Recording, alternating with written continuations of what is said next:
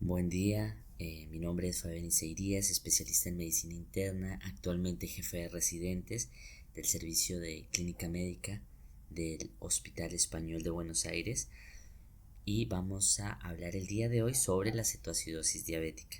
Bien, vamos a tener en cuenta que la cetoacidosis diabética es una emergencia metabólica que se va a caracterizar por tres cosas. La primera, elevación de la glicemia; la segunda, cetosis; y la tercera, una acidosis metabólica con un GAP aumentado.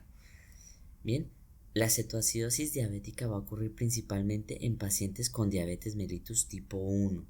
Sin embargo, cerca de un 30-35% de los pacientes con cetoacidosis diabética ocurren en pacientes que tienen diabetes mellitus de tipo 2.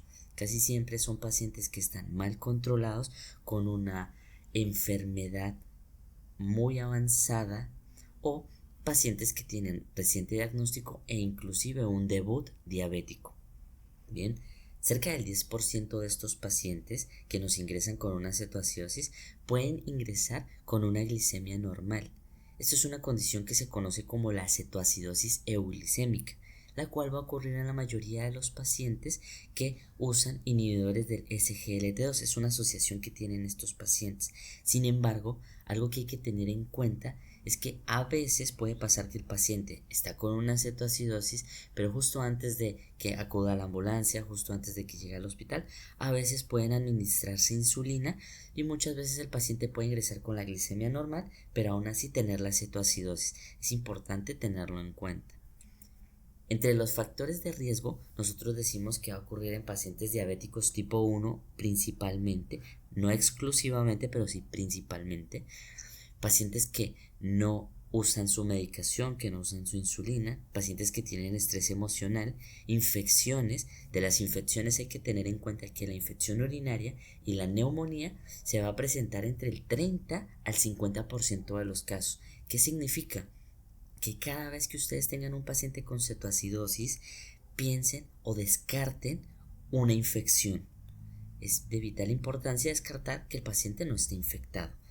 Bien, también puede ocurrir en pacientes que tienen infartos, pancreatitis, que tienen traumatismos, procesos sépticos, que sería una infección con una respuesta irregular, pero en fin de cuentas una infección.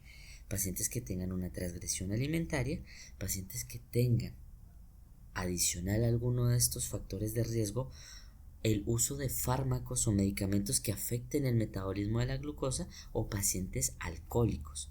Bien, todas estas o su mayoría de condiciones nos hablan de una cosa, y que es el uso de hormonas contrarreguladoras. ¿Listo? Esto es algo a tener en cuenta, que ya vamos a profundizar un poco.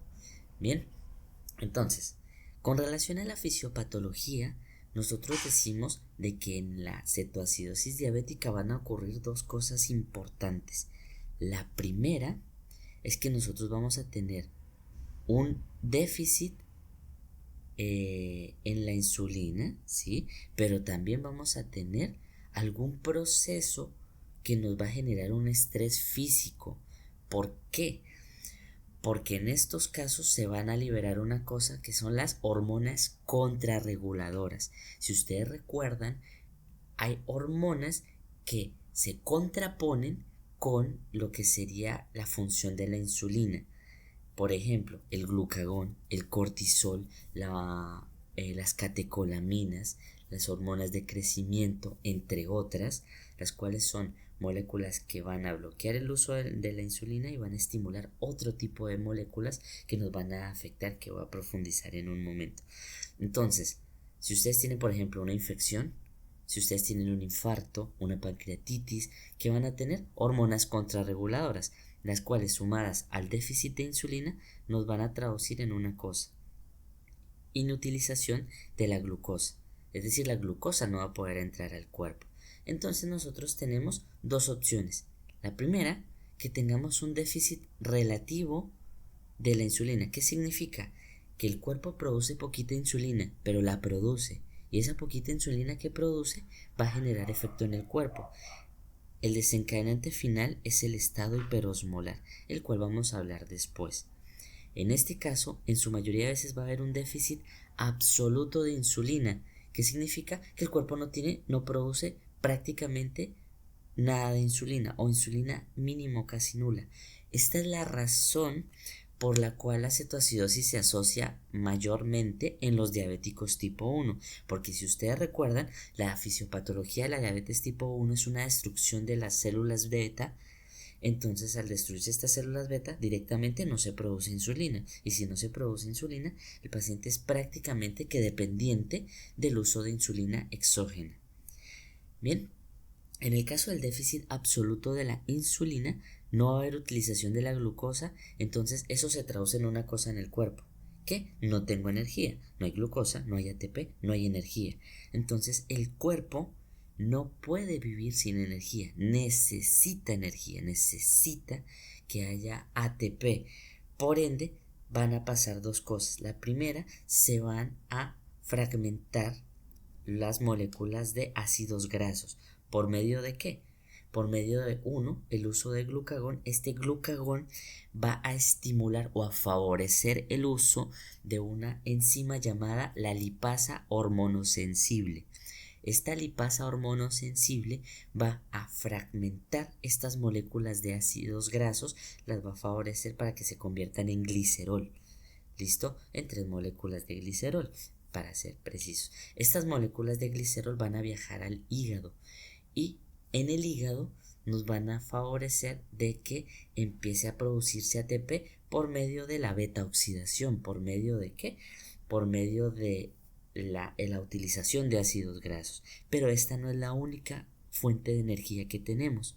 Nosotros también tenemos por medio de los aminoácidos el uso de ATP, y esto sería un proceso llamado la gluconeogénesis. Entonces vamos a tener dos cosas. Vamos a tener por un lado aumento de la degradación de aminoácidos y por otro lado vamos a tener aumento en la degradación de ácidos grasos. Una vez estos ácidos grasos empiezan a utilizarse para hacer energía, va a estimularse una enzima, la cual es la palmitoil-carnitil coenzima A.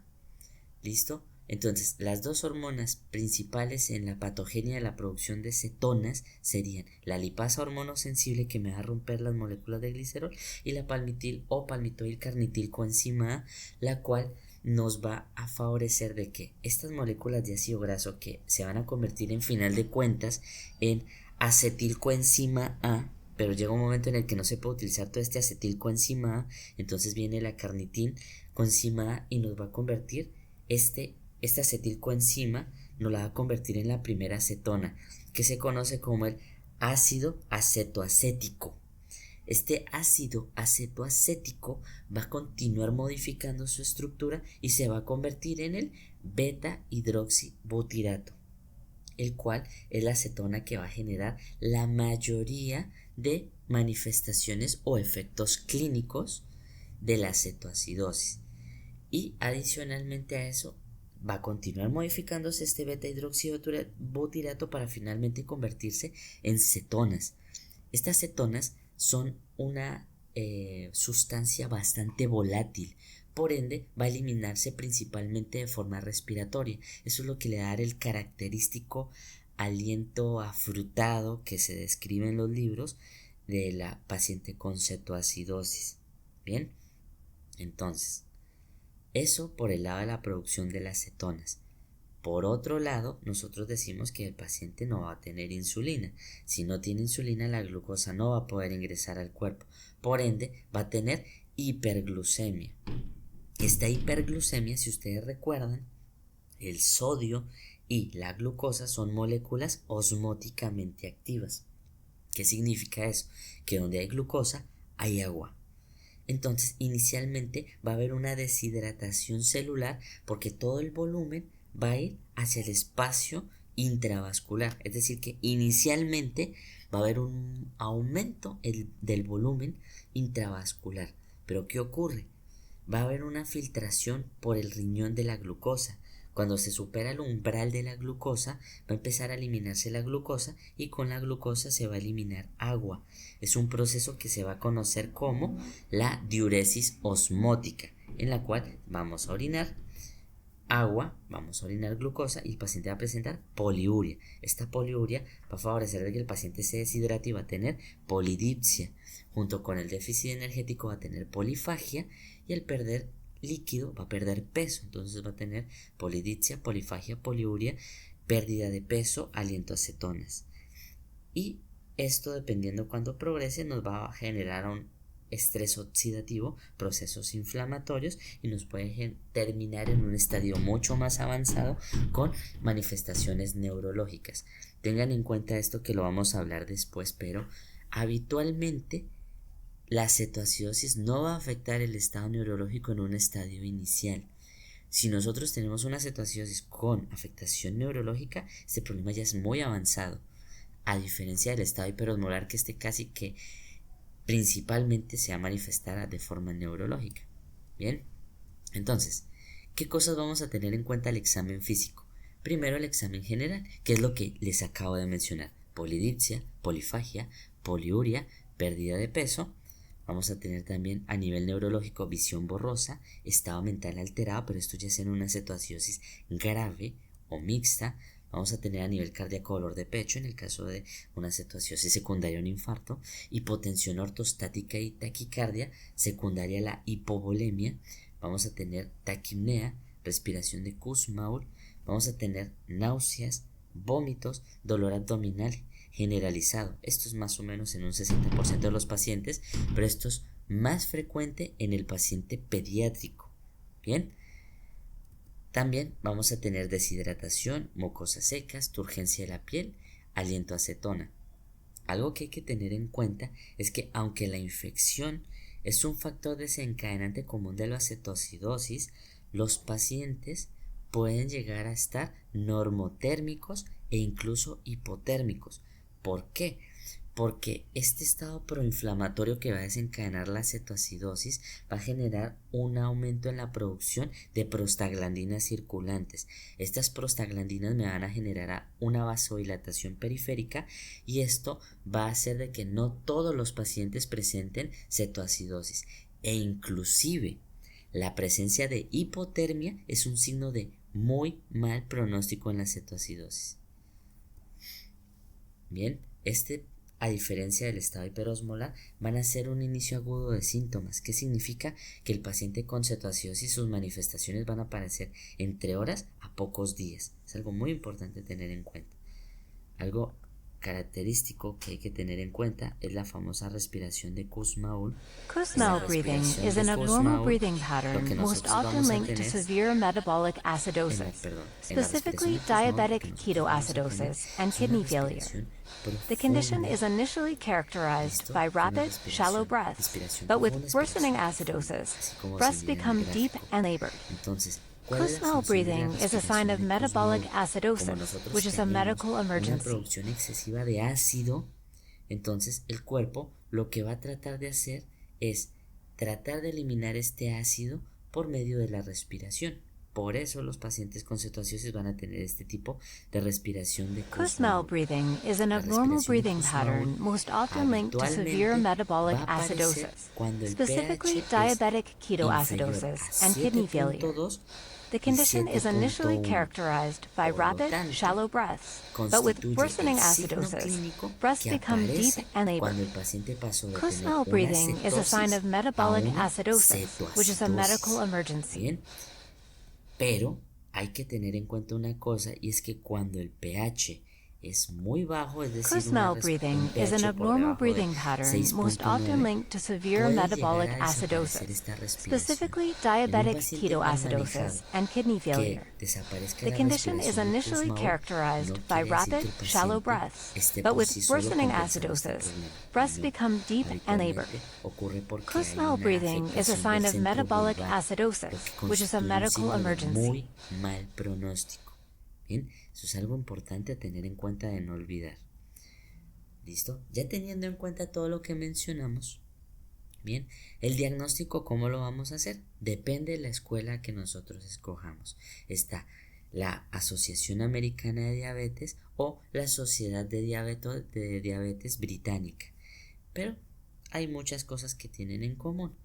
Por ejemplo, la presencia de hiperglucemia en el cual los americanos consideran que una glicemia mayor o igual a 200, pacientes con antecedentes diabética, pero los británicos dicen una glicemia mayor a 198 en un paciente con diabetes conocida.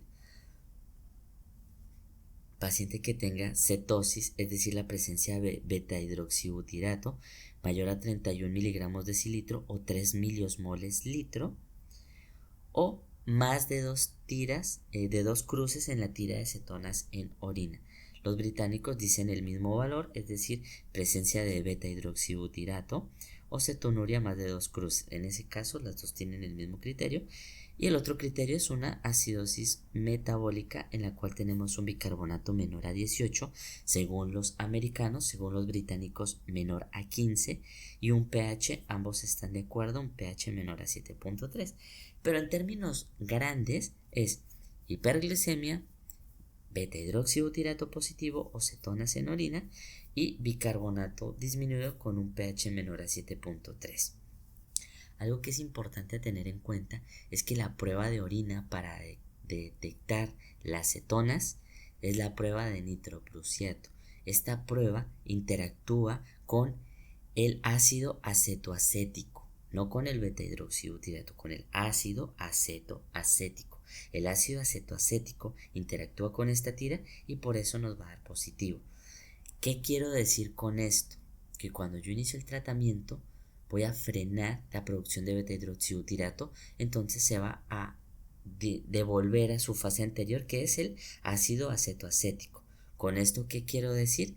Que la prueba de cetonas en orina me sirve para diagnosticar una cetoacidosis, pero no me sirve para evaluar la resolución de la cetoacidosis. No utilicemos prueba de orina para evaluar si respondió o no. Para eso está la prueba de beta-hidroxibutirato, no de orina. ¿Listo? Esa es solo para el diagnóstico. Entre los parámetros de cetoacidosis, una vez diagnosticado, nosotros podemos decir que la cetoacidosis puede ser leve, moderada y grave. De todos estos parámetros que tienen, los que nos va a determinar principalmente la gravedad es el estado mental, ¿listo? Porque la glicemia va a estar alta en todas. Beta-hidroxibutirato va a estar alta en todas. ¿Listo? Pero lo que nos va a marcar la severidad es el grado de acidosis y el estado mental. Entre más estuporoso esté el paciente, más grave es. Y cuando el bicarbonato es menor a 10 y el pH menor a 7, es de gravedad. Importante tenerlo en cuenta. Entonces, nosotros tenemos dos tipos de entidades, que es la cetoacidosis, nuevamente lo repito, glucemia elevada, pH menor a 7.3, bicarbonato menor a 15 según los británicos, menor a 18 según los americanos, y cetonas en sangre. El estado hiperosmolar por su lado va a ser una glicemia mucho más elevada, pero con la osmolaridad aumentada, con hipovolemia y síntomas neurológicos. Pero existe una cosa que se llama la cetoacidosis mixta, es decir, pacientes que tienen cetoacidosis, pero también tienen estado hiperosmolar. En ese caso van a ser pacientes que tengan y la hipovolemia característica del hiperosmolar junto con la osmolaridad mayor a 320, pero con presencia de cetonas, bicarbonato y pH bajo. Bien. ¿Qué análisis en sangre le vamos a pedir a nuestros pacientes que tienen sospecha de cetoacidosis? Vamos a pedirle glicemia plasmática, cetonas, principalmente beta-hidroxibutirato, ionograma, un estado ácido base, el cual puede ser venoso, ¿listo? Ya que la diferencia entre venoso y arterial en este caso en particular no es muy significativa y además estar pinchándole una arteria a alguien es muy doloroso. Y estar pinchándole cada 2 horas a alguien una arteria, eso no se lo desea a uno ni el peor enemigo, entonces puede ser venoso. Hay que medir la urea, la creatinina, un hemograma completo con la fórmula leucocitaria para descartar que el paciente no esté infeccioso. Y importante corregir el sodio por glucosa, ¿listo? También vamos a medirle la osmolaridad para descartar que no tenga un estado hiperosmolar o no tenga un estado mixto, un electrocardiograma, 1 para descartar la causa cardíaca y 2 para evaluar cambios electrocardiográficos secundarios a trastornos del potasio. Otras pruebas para pedir es una hemoglobina glicosilada si no tenemos una en los últimos 3 meses, curtidos si sospecho infección y una radiografía para descartar neumonía. Bien, en el momento del ingreso hay que tener en cuenta que las concentraciones de sodio normalmente van a estar disminuidas. ¿Por qué? Debido al flujo osmótico que yo les dije que hay de agua en el espacio intracelular al extracelular por la hiperglucemia. Dicho esto en un idioma un poco más simple. Como les dije en un principio, donde está la glucosa está el agua. Si hay más agua, va a haber una dilución del volumen extracelular, por ende el sodio va a ser falsamente bajo. ¿Listo? Para yo valorar el nivel de severidad que tiene el sodio, necesito calcular el sodio corregido. ¿Cómo hago eso? Hay diferentes fórmulas y diferentes parámetros. Hay dos diferentes parámetros que se manejan en el medio y es correcciones de por cada 100 miligramos por encima de 100 va a haber una corrección entre 1.6 a 2.2. ¿Listo? La mayoría de literaturas que yo he visto manejan 1.6 y yo manejo 1.6, pero si alguien quiere manejar 2.2 ya depende de la literatura que escoja cada uno. Vamos a poner un ejemplo. Supongamos que yo tengo un paciente con un sodio de 130 y la glicemia está en 100. ¿Cómo va a ser su sodio? 130. ¿Por qué? Porque la glucosa no le va a afectar el nivel de sodio porque no va a haber dilución del volumen. Ahora, pongamos el mismo caso de un paciente con un sodio de 130 pero con una glicemia de 200. El sodio real de mi paciente no va a ser 130, va a ser 131.6. Como les dije, 1.6 mil equivalentes se le deben corregir al paciente por cada glicemia por cada 100 miligramos de decilitro por encima de 100. Un paciente con 130 con 300 de glicemia entonces va a tener 3.2 mil equivalentes de más, entonces va a tener 133.2. Un paciente con 400 de glucemia va a tener 134.8, 500 de glicemia 136 y 600 138. ¿Qué podemos ver de este ejercicio? Todos estos pacientes hipotéticos tenían el mismo nivel de sodio en el laboratorio, que es 130, pero cada uno tenía un nivel de glicemia diferente y su sodio real cambió sustancialmente. Entre más alta el azúcar, más va a bajar el sodio. ¿Listo? Importante tenerlo en cuenta. Ahora, con relación al manejo, los tres pilares importantes del tratamiento de la cetoacidosis son hidratación, insulina y corrección de las alteraciones electrolíticas. Bien, ¿qué pacientes puedo yo manejar en piso y qué pacientes deberían ser manejados en una UCI? La mayoría de veces, pacientes con cetoacidosis idealmente deberían estar en una terapia porque requieren un manejo más estricto y un seguimiento más preciso de su patología descompensada. Pero nosotros no vivimos en un mundo ideal donde no todos los pacientes pueden estar en una terapia o no todos los pacientes van a querer ser aceptados en una terapia. Entonces, esto es importante tenerlo en cuenta. ¿Listo? ¿Qué pacientes sí o sí deberían estar en una terapia intensiva? Pacientes que tengan inestabilidad hemodinámica, que tengan necesidad de proteger la vía aérea, que tengan obnubilación o coma, pacientes que tengan imposibilidad de administrar una insulina en una sala general o que necesite una monitorización frecuente. Esos son los pacientes que sí o sí deberían estar en una terapia. ¿Qué otros pacientes uno debería ir evaluando si entran o no a una terapia? Un paciente con embarazo idealmente debería estar en una terapia. Un paciente con falla cardíaca no necesariamente tendría que estar en una unidad cerrada. Pero un paciente con insuficiencia cardíaca o con una insuficiencia renal son pacientes que no van a tolerar una expansión volumétrica amplia. Se pueden sobrecargar más fácilmente, pueden descompensarse más fácilmente y en el caso del enfermo renal, adicional a todo lo anterior, también van a tener una respuesta un poco mayor a la insulina que en un paciente normal. Entonces requerirían una monitorización un poco más precisa. Pero dependiendo la severidad y dependiendo el contexto, uno va evaluando si puede o no estar en una terapia. Paciente que tenga alguna otra comorbilidad o que tenga algún criterio de severidad. Bien. Ahora, ¿cuáles son los objetivos de la hidratación? Primero, vamos a restaurar el volumen circulante.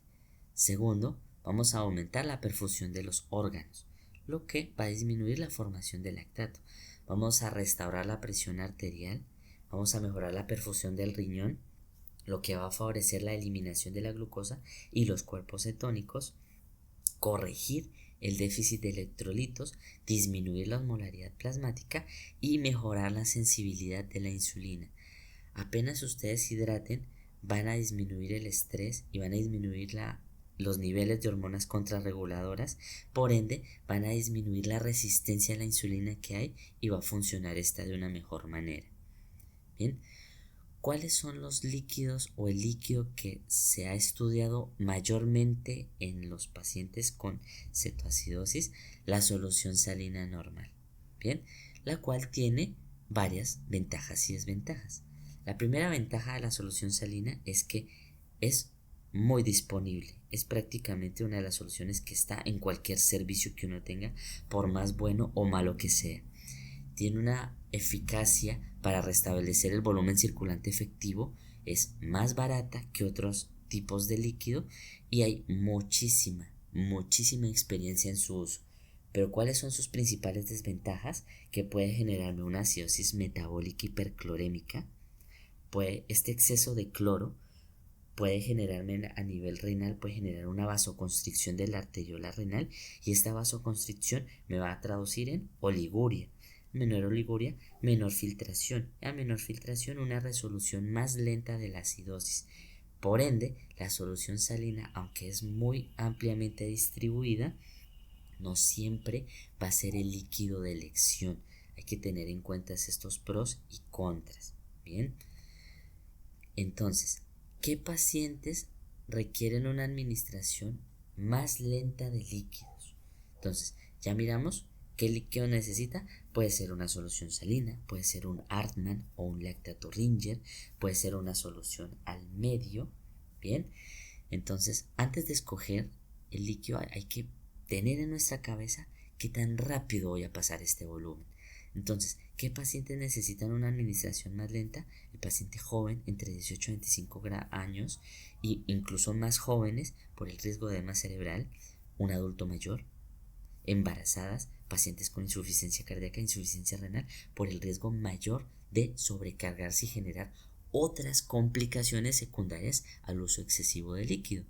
Es importante que en los pacientes controlemos las pérdidas urinarias, es decir, que evaluemos cuánto orina mi paciente. ¿Por qué? Porque apenas disminuye la concentración de glucosa y de cetoácidos, va a disminuir la diuresis osmótica. Por ende, el paciente va a necesitar menos líquido conforme va avanzando el tratamiento. ¿Por qué? Porque si nosotros no somos capaces de tratar a este paciente adecuadamente, aumentamos el riesgo de un edema cerebral y complicaciones secundarias al exceso de volumen. Entonces, ¿cómo va a ser la hidratación? Durante la primera línea de tratamiento, si el paciente no tiene riesgos de sobrecarga, le va a administrar solución salina o la solución que tenga a la mano, la que sea. Llega el paciente a la guardia descompensado con su clínica de cetoacidosis. ¿Qué le hago? Ponerle el líquido que encuentre, el primerito. Solución salina, un Ringer, un Hartmann, ¿listo? Cualquiera de los tres. Vamos a pasarle un volumen aproximado entre 500 a mililitros a 1000 mililitros hora, ¿listo? Más o menos durante las 2 primeras horas del tratamiento según su nivel de hidratación, ¿listo? Entonces, esa va a ser la reanimación inicial. Listo, le pasamos 1000. Listo. Los primeros 1000 durante la primera hora nos van a permitir aumentarle el volumen circulante al paciente, nos va a permitir darle chance al paciente de que se procese en sus laboratorios y poder evaluar el paciente qué tanto líquido le voy a poner. Después de esta reanimación inicial, yo voy a evaluar según el nivel de hipovolemia del paciente. ¿Tiene hipovolemia grave? Le voy a administrar a continuar la hidratación 1 litro hora. El paciente tiene una hipovolemia leve, le va a administrar el líquido que tenga a la mano para reemplazar más o menos el 50% del déficit que nosotros estimamos en el transcurso de 12 horas. Hay que tener en cuenta que la meta es reponerle todo este déficit en 48 horas. Es decir, yo no le voy a pasar todo el déficit de una, porque si no lo voy a sobrecargar. Sí le voy a hidratar inicialmente con una expansión amplia y después lo voy a ir disminuyendo gradualmente para reponer, como les acabo de decir, entre 24 a 48 horas. ¿Listo? Si el paciente tiene insuficiencia cardíaca o enfermedad renal, voy a ir evaluando bolsa a bolsa cuánto le tengo que seguir poniendo al paciente. Tienen que estar encima de este paciente, sobre todo si están en una sala general. Bien, conforme vayamos hidratando al paciente, podemos considerar el uso de la dextrosa. Esto es un dato de vital importancia que tienen que tener y jamás se les debe olvidar, jamás de los jamases. Y es que cuando tenga un nivel de glucemia por debajo de 250 miligramos sobre decilitro, siempre hay que ponerle dextrosa. Ojo, cuando la glucosa baje de 250 hay que ponerle dextrosa. ¿Por qué? Porque necesito evitar la hipoglucemia, porque la hipoglucemia es muy peligrosa. ¿Listo? Si yo tengo un paciente que de entrada ingresó por una cetoacidosis euglicémica, desde que empiece el tratamiento, tiene que tener su solución fisiológica y su dextrosa, siempre al mismo tiempo, desde el inicio del tratamiento. En la cetoacidosis euglicémica, en la cetoacidosis no euglicémica, es decir, la cetoacidosis típica, vamos a hacer este parámetro por debajo de 250, es cuando yo empiezo la dextrosa. ¿Listo?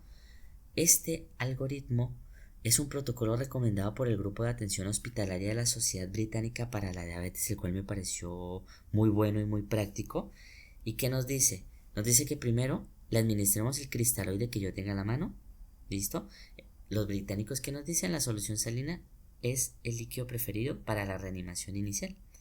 Entonces, la mayoría de los pacientes requieren un volumen entre 500 y 1000 de administrarse rápidamente, como ya les mencioné. ¿Listo? Entonces, después de eso, vamos a evaluar. Si el paciente tiene una presión por debajo de 90, le voy a continuar administrando líquidos.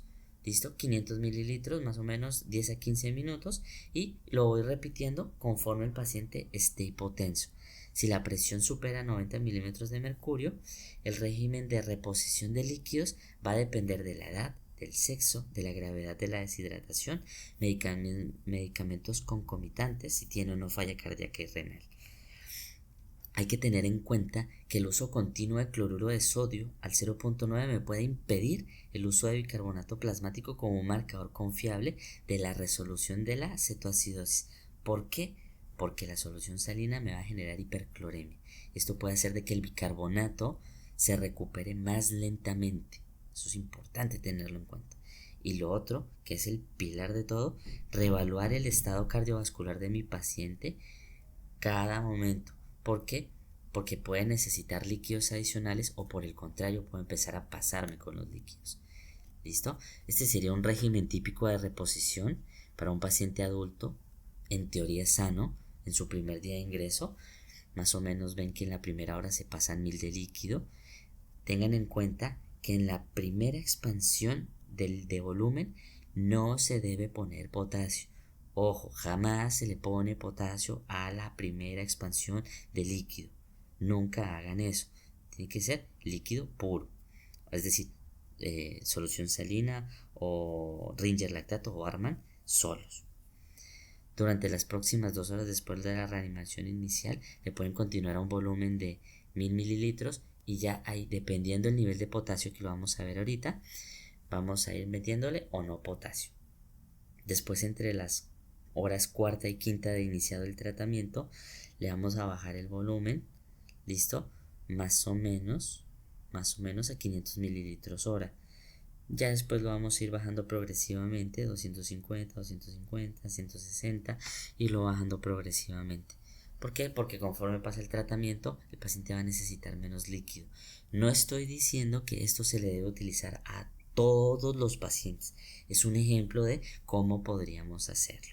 No lo apliquen como una regla estricta porque hay pacientes que no van a tolerar esta expansión. Ahora, la insulina es la piedra angular del tratamiento con cetoacidosis, pero tengan en cuenta, jamás debe olvidárseles que la insulina no se inicia hasta después de la reanimación hídrica y de corregir el potasio. ¿Listo? No se inicia reanimación hídrica no se inicia insulina hasta reanimación hídrica y corregir la hipocalemia. ¿Qué va a hacer la insulina? Me va a favorecer a inhibir la gluconeogénesis, la síntesis hepática de cetoácidos y la lipólisis del tejido adiposo. Esas son las funciones que me va a generar la insulina. Entonces, vamos a mirar este esquema en el cual tenemos glucosa. La glucosa tiene agua por su capacidad osmóticamente activa, pero cuando nosotros ponemos insulina, favorecemos el ingreso de glucosa y agua. ¿Listo? Entonces, esta redistribución de flujo me va a disminuir el volumen circulante efectivo, y al disminuirme el volumen circulante efectivo, el paciente se me puede hipotensar. Por esa razón, su uso está contraindicado en el paciente con hipotensión e hiperglicemia severa. Hasta que ustedes no le restablezcan la presión arterial al paciente, hasta que ustedes no lo hidraten, no se le puede poner insulina. ¿Por qué? Porque si ustedes hacen esto de ponerle insulina en un paciente mal hidratado, va a ingresar la glucosa, va a ingresar el agua, y esto me va a favorecer al colapso vascular debido al movimiento del líquido del espacio extracelular al intracelular. ¿Listo? Eso se me va a favorecer en hipotensión, en shock y en otras complicaciones. Entonces recuerden eso, que la insulina me va a redistribuir el líquido. ¿Listo? La terapia con insulina endovenosa es nuestra opción preferida. ¿Listo? Pero podemos utilizar insulina subcutánea en los pacientes que tienen una cetoacidosis leve. La dosis de insulina es una infusión continua a una velocidad de 0.1 unidades por kilo hora. La idea es poner esta dosis de 0.1 kilogramos hora para disminuir los niveles séricos de insulina, para lograr un nivel cercano a la insulina fisiológica que produce el cuerpo, que son más o menos 100 microunidades por mililitro, que habitualmente esta dosis de insulina me va a disminuir la glicemia a una velocidad aproximada de 50 a 75 miligramos decilitro por hora. ¿Listo? Es más o menos lo que va a bajar. Pero no se les olvide que no se debe disminuir la glicemia a una velocidad mayor de 100 miligramos decilitro por el riesgo de edema cerebral. No se le disminuye la glicemia a más de 100 miligramos decilitro, por favor. ¿Listo? Ahora, con relación al uso práctico de la insulina, el uso propiamente dicho de la insulina, nosotros tuvimos ya un taller de insulinización en el cual hicimos ejercicios, vimos cómo se ajusta la insulina, cómo se debe aumentar la insulina, cuándo se debe aumentar, cómo la voy bajando y todas esas cosas. Entonces el taller ya lo hicimos, ya después lo voy a retroalimentar en esta plataforma o en otra para tener también el taller de insulina, pero por ahora tengan lo que les comenté, que es como la revisión ligera a lo que nosotros ya vimos en clase. Bien, en los pacientes hospitalizados se le puede suspender la insulina endovenosa en 3 momentos: cuando resolvió la cetoacidosis, cuando el paciente comió y bebió normalmente, y cuando se le administró insulina subcutánea 1 o 2 horas antes de suspenderle la insulina endovenosa. ¿Por qué? Porque la vida media de la insulina endovenosa son más o menos 10 minutos. Entonces, si yo no le administro insulina subcutánea antes de suspender la bomba, el paciente me puede hacer una hiperglicemia refractaria y puede reentrar en una cetoacidosis. ¿Listo? La reposición de potasio, que también la vimos en el taller, en la clase que tuvimos. Entonces, la reposición de potasio, tenganla en cuenta que va a ser en un paciente con una cetoacidosis un pilar importante a tener en cuenta. ¿Por qué? Porque los pacientes con cetoacidosis tienen un déficit de potasio en todo el cuerpo. Pero inicialmente el paciente, si yo le tomo un laboratorio de sangre con cetoacidosis, el paciente no va a tener hipopotasemia. ¿Por qué? Porque va a haber un desplazamiento extracelular del potasio generado por la acidosis. Entonces el paciente va a tener niveles altos de potasio, pero cuando yo le empiezo el tratamiento, este potasio va a bajar. Y es cuando van a empezar las complicaciones si yo no estoy atento a reponer el potasio. Así que ojo con el potasio. Los niveles de potasio van a disminuir con el tratamiento. ¿Por qué? Por la insulina, por la corrección de la acidosis y por la expansión de volumen. ¿Listo? Acá tenemos este esquema. Tenemos una célula. Tenemos nivel de los ácidos en la acidosis, cetoacidosis. Estos ácidos van a ingresar a la célula. ¿Qué van a generar? Van a generar de que la célula tenga un aumento en el potencial de la membrana, se va a volver positiva. ¿Listo? Como aumentaron los cationes intracelulares, la célula no puede sostenerlo, así que lo va a regular liberando el potasio afuera de la célula. Es decir, que va a haber un aumento del potasio extracelular. Entonces el potasio inicialmente va a estar normal o alto. ¿Qué ocurre? A nivel de la nefrona, nosotros vamos a tener en cuenta que este aumento de ácidos, ¿listo? Este aumento de ácidos va a generar que el hidrogenión se suma con el bicarbonato y nos va a generar ácido carbónico. Y este ácido carbónico se va a volver agua y CO2. El CO2, al ser una molécula más volátil, va a entrar en la célula de la luz del túbulo y va a generar el mismo proceso, solo que a la inversa. Se va a unir con agua para volverse ácido carbónico y va a convertirse en bicarbonato e hidrogeniones.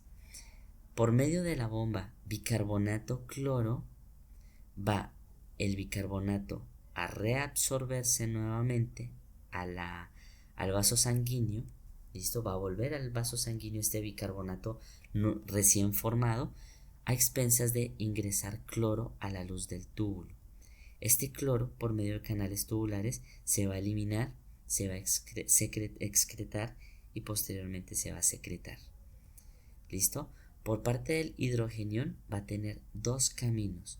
El primer camino, por medio de bombas de hidrogenión, se va a eliminar, y el otro por medio de una bomba de hidrogenión potasio que está a nivel del túbulo contorneado distal, a nivel de las células luminares de tipo A, va a favorecer de que el potasio se reabsorba, el potasio que se va filtrando se reabsorba a expensas de eliminar el hidrogenión. Entonces yo tengo ya dos mecanismos por los cuales voy a tener más potasio a nivel intravascular. Por eso muchos de los pacientes con cetoacidosis inicialmente tienen un potasio normal o alto. ¿Listo? ¿Qué ocurre? Igualmente va a haber un exceso de potasio. ¿Listo? Este exceso de potasio que igual va a ir y se va a eliminar igualmente. Es decir, yo voy a tener eliminación de potasio. ¿Listo? Pero ¿qué ocurre? Si yo llego a ponerle insulina a mi paciente, esta insulina va a contrarrestar lo que serían los niveles de ácidos, de cetoácidos en el plasma, va a disminuir lo que sería el gradiente de moléculas positivas a nivel de la célula, y adicionalmente la insulina, por sus mecanismos a nivel de la membrana, va a favorecer de que el potasio ingrese nuevamente a la célula. Es decir, que la insulina es una sustancia que redistribuye el potasio. Por eso la insulina también se usa en los pacientes que tienen hiperpotasemia asociada, por ejemplo, a una enfermedad renal crónica. Entonces, la insulina me va a redistribuir el potasio, entonces el potasio va a disminuir del plasma. Entonces va a haber un ingreso del potasio a la célula. Adicionalmente a eso, la insulina va a frenar esta producción de ácidos, y si no se producen estos ácidos, no se va a producir ácido carbónico, no se va a redistribuir el CO2, no se va a producir nuevo bicarbonato, no se va a cambiar con el cloro, no va a haber eliminación de hidrogeniones y tampoco va a haber aumento en la reabsorción de potasio. Es decir, que al corregir la acidosis yo voy a frenar todos estos mecanismos. ¿Listo? Pero igual, al tener un volumen, este potasio que todavía no se ha redistribuido va a continuar eliminándose. ¿Listo? Entonces va a haber un aumento en la excreción de potasio, sumado a la redistribución celular del potasio me va a traducir en hipocalemia. Entonces, cuando ustedes traten una cetoacidosis, paciente les va a hacer hipocalemia. No se les olvide, y la hipocalemia me va a favorecer arritmias cardíacas, y yo puedo complicar a un paciente por no saber esto. ¿Listo? Entonces, ¿qué consideraciones voy a tener en cuenta? Que los niveles de potasio van a caer entre 1 y 2.000 equivalentes dentro de las primeras 48 horas de iniciado el tratamiento. La meta es tener un potasio entre 4 a 5. Esta imagen jamás debe olvidárseles, Para la reposición de potasio se debe conocer primero la función renal, evaluar que mi paciente esté orinando, listo, y voy a corregirlo de la siguiente forma. Si el paciente tiene síntomas de hipocalemia, yo no le voy a iniciar la insulina hasta que le empiece la administración de potasio y tengamos un potasio por lo menos de 3.3. Si el paciente tiene un potasio menor a 3.5, le debo administrar potasio de 10 a 20 miliequivalentes por litro hora. ¿Qué significa? Que el potasio se debe pasar de 10 a 20 miliequivalentes por cada litro que yo le reponga. ¿Listo? Por cada litro. Si tiene un potasio menor a 3.5. Debo retrasar la terapia de insulina hasta que mi paciente no tenga un potasio mayor a 3.5.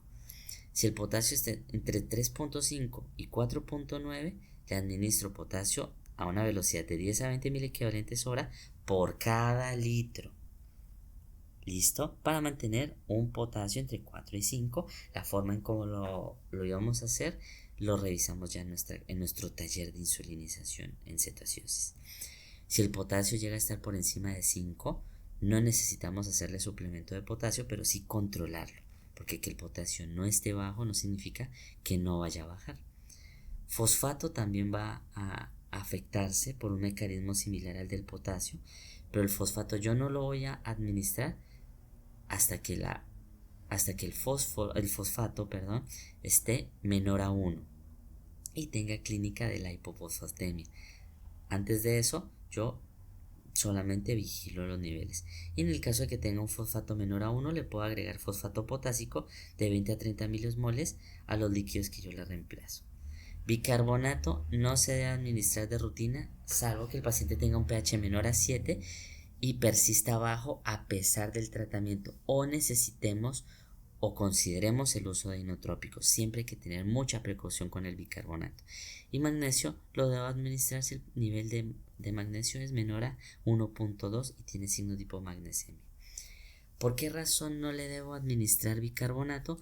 Porque el bicarbonato me aumenta el riesgo de hipocalemia, de hipopotasemia. Me va a retrasar la resolución de la cetosis. Me puede disminuir la captación de oxígeno por los tejidos por desviación de la curva de disociación de la hemoglobina.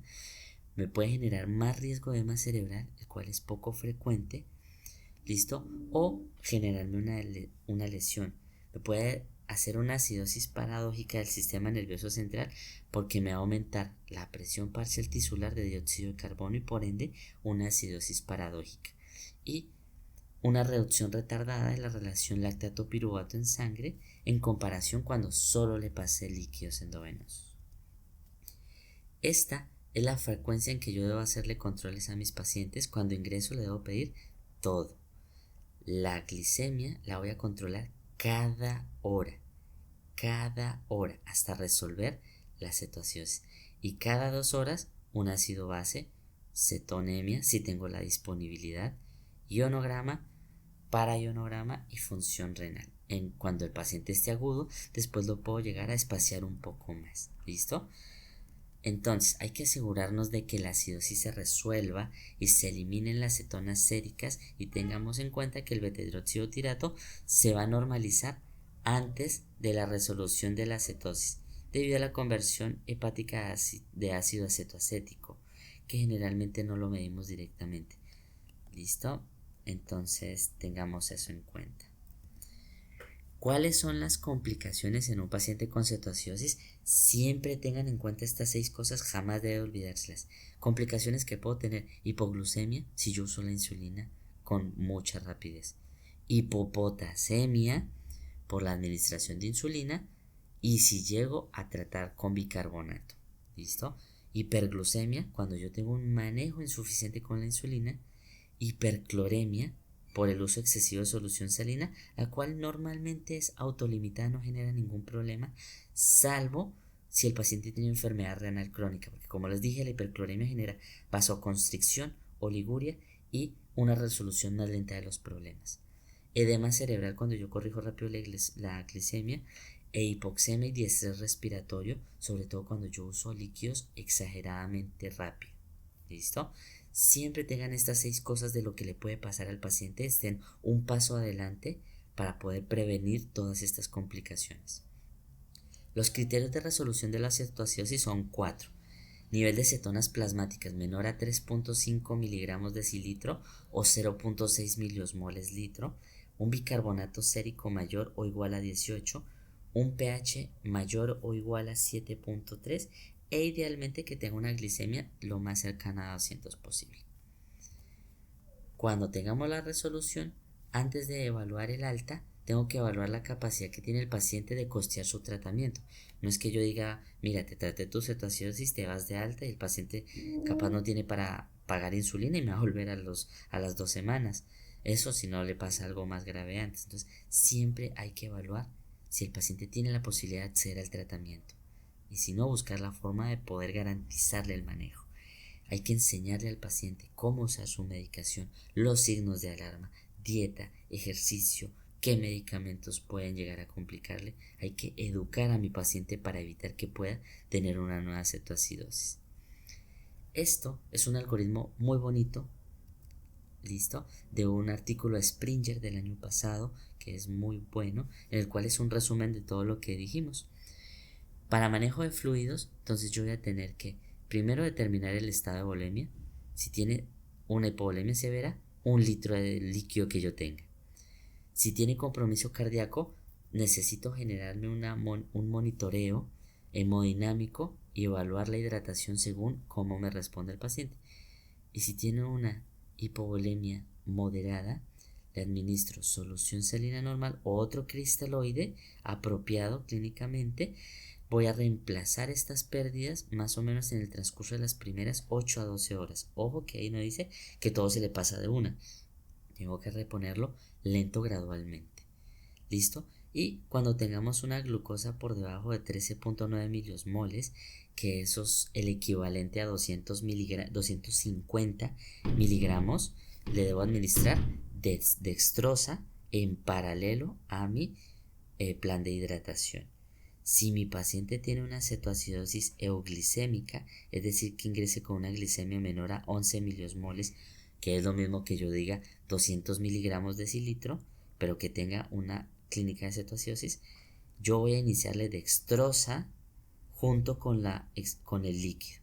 Bien, con la insulina yo tengo, si el paciente tiene un estado hiperosmolar, yo le voy a poner insulina, pero a un volumen bajito, 0.05 unidades kilogramo, o le puedo poner insulina un poco más reglada, un poco más en menor cantidad, porque en este caso el problema es más falta de volumen, pero esta es la dosis estándar, 0.05. Si yo tengo una cetoacidosis que es leve, le voy a poner insulina subcutánea o insulina endovenosa, cualquiera de los dos. Si yo llego a considerar la insulina subcutánea solo en los casos de cetoacidosis leve, la dosis sería o 0.1 en bolo de un análogo de rápido de insulina y continuar a 0.1 por cada hora o 0.2 cada 2 horas. Si yo tengo una cetoacidosis moderada o severa o, en el caso de la leve que yo decida escoger insulina endovenosa, se debe considerar un bolo inicial de 0.1 unidades kilogramo en bolo y después voy a continuar a una velocidad de 0.1 unidades kilogramo por cada hora. ¿Listo? Cuando el paciente tenga una glicemia por debajo de 250 miligramos decilitro o 13.9 miliosmoles, que es lo mismo, yo le voy a disminuir la dosis de insulina a 0.05. Bien, le bajé la dosis de 0.05, que es algo parecido a decir, le bajo la mitad. Y le voy a iniciar la dextrosa. Esas son las dos medidas cuando la glicemia baja de 250. Le bajo la dosis de la insulina y le inicio una dextrosa. ¿Listo?